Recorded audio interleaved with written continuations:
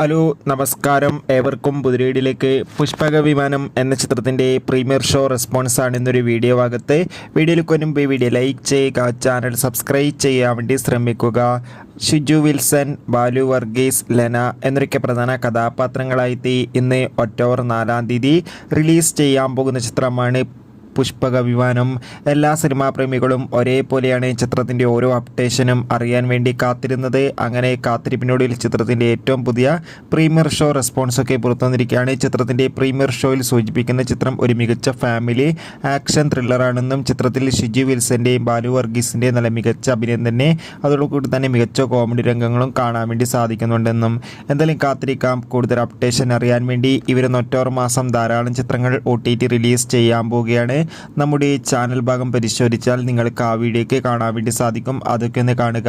കൂടുതൽ സിനിമാ വാർത്തകൾക്കായി ചാനൽ ഇപ്പോൾ തന്നെ സബ്സ്ക്രൈബ് ചെയ്യാൻ വേണ്ടി പരിഗണിക്കുക.